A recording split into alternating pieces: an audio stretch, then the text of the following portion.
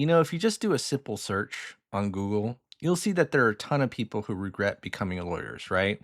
Why do so many people on here regret being an attorney? How to deal with regrets becoming a lawyer? If you could go to your past self, I imagine this says, would you tell yourself don't go to law school? Why do a lot of people, lawyers, say they regret going to? I imagine this says law school too. Every single lawyer I've networked says they regret. And you know what's funny? I've worked with a lot of lawyers on a professional basis, and they've never explained this or told this to me. So I wonder if it's because it's the type of lawyer that I work with, or maybe, they express one thing to me, and then when they go home, they just type on Reddit, "Oh man, I regret becoming a lawyer."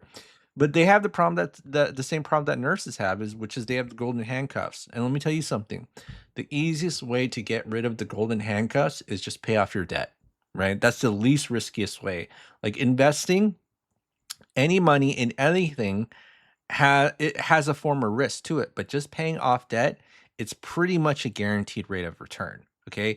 And that's what we're going to do today, which is pay off debt as a lawyer. And if you didn't know what the average legal salary is, about 182,000 in the US, that's what we're going to do. And what's the first step to paying off debt? It's simply creating a budget, right? And so we're going to show the average American way of banking. And then we're going to use something called the velocity method to pay off debt. So the average American banking style is relatively simple. You get paid, you pay your bills, and you put the leftover in your checking and savings, right? And so first step is you need to create a budget because your budget is your debt attack plan. And so if we take a look here in our expense breakdown, we list every single debt that we have, right? 5 credit cards, an auto loan, student loan, a mortgage. And on top of that, our personal expenses not tied to debt, which is about $2,000 a month, right? So food, gas, insurance, all the good stuff you still would have to pay for, even if you were debt free. Okay. And so what we're going to do here is show, hey, even with the same income and the same expenses, okay, same income, same expenses, we're going to increase this number here. Oh, it's almost like magic. In fact, people have told me that whenever I've shown this, it's pretty much like magic. Okay. And so the difference between the left side and the right side is basically the rule of our checking account, right? So how do we treat our checking account? Is it the final destination of our money, or is it just a temporary stop? And a lot of people have a lot of trouble with this because we're socialized to believe that having money in our checking account is actually a good thing. But if you think about it, if you have money in your checking account, that means you're not paying debt, right? So that's why, Dave Ramsey's method of, baby step one, save $1,000 doesn't even make any sense, because if the goal is to pay debt, why are you saving money? And we're going to show that, hey, even as you're paying debt, the biggest fear that a person has is that they won't be able to access their money anymore, right? Because if, let's say, I put my entire paycheck into a credit card, well, how do I get that money back? How do I pay my other debts, right? If I put, my entire $10,000 a month check into one credit card, can I put it in the other credit cards? Can I use this credit card to pay auto loan, student loan, and mortgage? No, I can't. That's why it's so hard. And that's why we're going to use something called the line of credit. So if you don't know what a line of credit is, basically a financial tool where you can borrow money, pay back, and then use it over and over again, right? Line of credit. So the two main types of lines of credit you're probably gonna have access to, either a personal line of credit or a home equity line of credit. Okay. And so for the purposes of this example, we're going to assume we have a $200,000 8% home equity line of credit. Now, pop quiz for you all. If you have a lot of debt and only have $1,000 left over with a $10,000 salary, will the bank issue you a home equity line of credit for $200,000 at 8%? Probably not, right? Because we have to understand how credit works when banks want to lend money. And the main rule is banks don't lend money to people who need it. This is the most important rule that you can understand about lending. Because if you go to a bank and you need money, they're going to say no thanks, and they'll think in their mind the institution will think go away, right? Because the institution knows that people who need money don't pay you back. That's the main reason why they don't lend money to people who need it, right? So for the purposes of this example, we will assume we have a free and clear line of credit, even though we can't get it here. And you might be asking, well, why do we demonstrate this with the free and clear line of credit? Because it's much easier to understand the concept if you see it with the free and clear line of credit. But then at the same time, you have to go back and get the credit when you don't need it, right? So that's kind of the big difficulty that you don't that's kind of hard to see, especially, if you're new to this, okay? Is big difficulty even grammatically correct? I don't know. Really hard thingy. Can't speak English today. But let's go ahead and get started. So now let's assume we have a free and clear line of credit. So we're almost at the almost at the final step. So the next step is we have to rank our debts, because this is going to tell us how and what order we pay off the debt. And the main method we use is something called the cash flow index. So if you don't know what the cash flow index is, basically a formula of the balance of the debt divided by the monthly payments. 5,000 divided by 175. We do this for all our debt. We sort or rank the debt from smallest to largest, and then we just pay off the low ones first, and then we pay off in order. So with the 237, what does that mean? Well, it basically means I got to pay it off last, right? Because it's the biggest one. And not only that, it also means that I'm paying a lot of money, 330,000, for a tiny bit of cash flow. This is why it's very important to pay off that mortgage last, okay? Whereas we got to pay off the credit cards first, because let's say, I pay this credit card and this credit card, that's 45,000. That's more cash flow than the mortgage. That's why we focus on the low numbers, because the low number in the cash flow index means you get more bang for your buck for paying off the debt. And we're not going to even immediately pay off the debt. All we're going to do is just move it to a line of credit. So let's go ahead and move these credit cards into a line of credit. And I'm going to go ahead and sum it up, and that's $85,000. Okay, 85,000. So let's go ahead and move the $85,000 there. And look at this. Okay, notice how we didn't make more money. Okay, I'm a lawyer who wants to get out of the golden handcuffs of law. And listen, if you're a lawyer who loves the law, imagine how lucky you are, because you get to stay in your high-paying profession, right? And you get to pay off debt if you're watching this, okay? So we're going to move the credit card debt into the line of credit, and guess what happens here? I'm going to show you. This is the most amazing thing ever, okay? All these payments go to zero, and now this $1,109.29 pretty much turned to $4,000 without making more money, okay? We literally did not make more money, because this number is the same, yet somehow this $1,109.29 turned to pretty much $4,000. And then now you can see, oh man, I really wish I had a line of credit. Yeah, I know, right? But the trick is banks don't lend money to people who need it. Okay. All right. So now the next step is that you put your entire paycheck into that line, take your expenses out, and then the balance of your line of credit should go down by approximately your cash flow and the amount of interest that it has accrued. So a lot of people think, well, if the interest is accruing in your line of credit, does that mean that this strategy doesn't work? And I'm just going to show you the basic math, right? So to get the next month's balance, is basically the previous month's balance interest minus whatever the cash flow is, okay? And then what we're going to do is we're going to take the average daily balance, multiply by the interest rate, and then divide by 12, okay? So I'm going to go ahead and copy and paste, and then you see that, hey, even with the interest on that line of credit, my balance is still going down pretty quick, right? So here's the funny thing, right?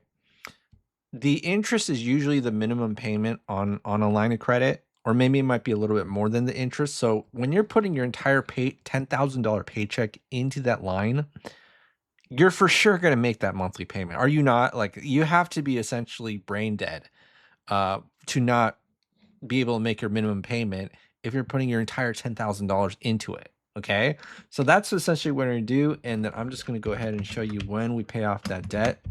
And so in 24 months, okay, in 24 months, we've essentially paid off 85K, okay? And so we see that with the 5 credit cards, paid off 24 months. See how easy that was? See, a lot of people would be like, oh my goodness, I'm in 85K credit card debt. Life's over, right? And we just show how easy it is by making our line of credit as our main operating account. See, we put all of our money into a line of credit. Whereas in the average American banking style, we're trying to put all of our money into our checking account and hold on to it for dear life, right? And so now we just kind of follow cash flow index, and then we have these 3 loans, and then we see that this is the order. Now you might be thinking, well, how do you know what the balance of the debt is at this time? Well, luckily we got this loan calculator right here where all I got to do is just put in the current month of the debt, and it tells me the current balance and the current cash flow index. And you can kind of see right here that this is the one we want to pay off first, this low number, because even though it's a 4% interest rate, it gives us the most amount of cash flow. 28 grand for $800 of cash flow versus 170 grand for $2,322.17. Now, here's the thing. The average American would focus on this debt first because they're just solely focusing on the interest rate, right? That 7% interest rate. That's the only thing they're focusing on. Whereas we're looking for bang for a buck in terms of cash flow. And then once we paid off this debt, then we could focus on the 7%. Okay. So let me go ahead and do this. Put the 28 grand into the line of credit. And I'm just going to do this and right here. So plus 28070.18. And then what we're going to do is increase our cash flow. So that's $828.74. And so that's $4,765.54. So let's go ahead and do this. And then we're going to go ahead and control paste. And then this is going to be 4765.54. I'm going to copy and paste. And then we see that in 30 months, okay, that auto loan's been paid off. So how many more months? 1, 2, 3, 4, 5, 6. Yeah, about half a year. Okay. So that would be 30 months. See how easy that is? And those 6 months will go by so fast. You don't, you know, I mean, you went through 3 years of law school, half a year just to pay off your car is a miracle. All right. So now we have the student loan and the mortgage. So let's just go here and just type in 30. So now we have the current balance of the student loans. So one thing we have to be careful about is the where the cash flow index is and the interest rate, right? So it's not that we can completely ignore the interest rate, but as this cash flow number becomes higher, we have to be mindful of the interest rate, right? So if the interest rate is very similar to the line of credit, you know, ideally the same or higher, then you can move the whole loan into the line of credit. Okay. Now, this is 7%. The line of credit is 8%. Normally I wouldn't move the whole loan into the line of credit if it were a lower interest rate, but it's not going to have that much of an effect when the interest rate's very similar. But let me go ahead and do that. And then do plus 162,236.71. Okay. And then now what happens here is that we get this $2,322.17 of cash flow. And now our cash flow is over 7 grand, right? So 7 grand of cash flow. And I'm going to go ahead and copy and paste. And then this is going to be minus 7087.71. And I'm going to go ahead and copy and paste. And this is going to be 55 months, right? 55 months till we paid off the debt. So student loan be gone in, what is that? Less than 2 years, isn't it? So that would be 130 plus 200. And then this will be 330K. Okay. And then the mortgage, okay, at 55 months. All right. So it's going to be 296,000. Okay. So remember, be mindful of this number, because if we decide that we're going to move this whole loan, this 3% loan into an 8% line of credit, this big number means we're getting itty bitty amount of cash flow, right? Very small cash flow. And so that's why it's not a good idea to move a whole loan into a line of credit. Okay. Now I'll tell you something that most people will find surprising is that if you partially pay off the loan with the line of credit and do it over and over again, that's a very legitimate way of paying off the debt.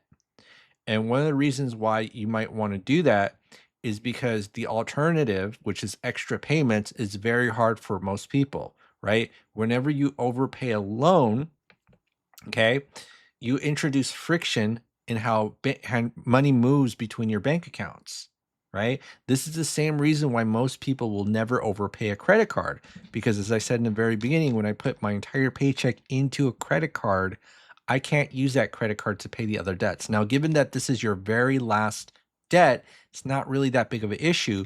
But I know there are still people who want to use the line of credit until the very end. Kind of like if you've never been in an accident, hey, let me go ahead and use a seatbelt, right? Even if I've never been in an accident, I want to still use it till the very end, which to me makes sense. Okay. So now this is what we're going to do. We're going to still use a line of credit. And let me just see if I have the correct numbers here. So what's our income? 10,497, 10,497.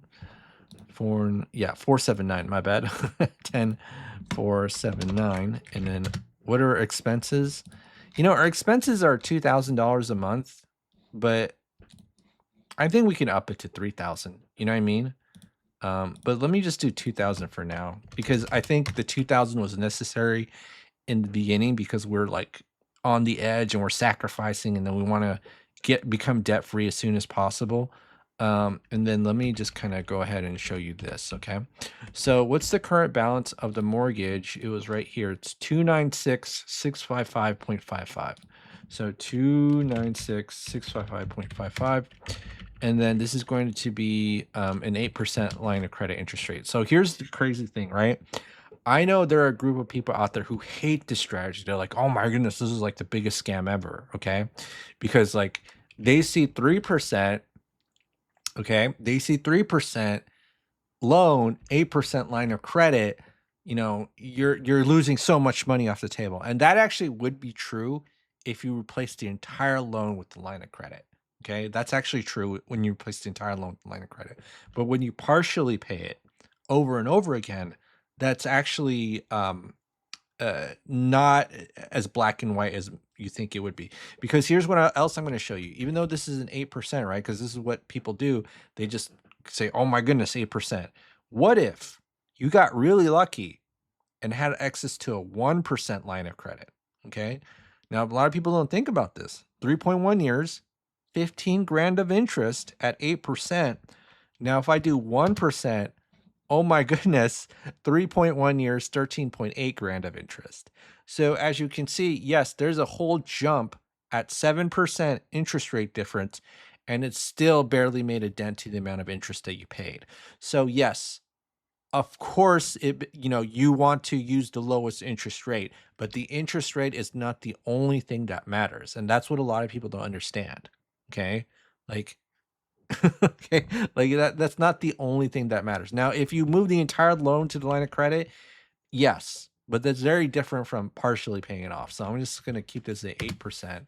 So that's 3.1 years, and this would be 0, and be 55 divided by 12 plus 3.1. So that's 7.68 years, and then we paid off 660K, 660K. Okay. Yep, that's it. I mean, we paid off 7.68 years of debt. I'm sorry, $660,000 of debt under 8 years. And, let me ask this on Google Gemini. Okay. Let me just do this. Is it normal to, pay off 660K of debt under 8 years as a lawyer? Okay, let's see what Google Gemini says. Extraordinarily rare and aggressive. Extraordinarily rare and aggressive. Okay. All right. Well, that's it for today, folks. This is a Korean Lanta Mentorship. Have a great day, and I'll see you on the next video.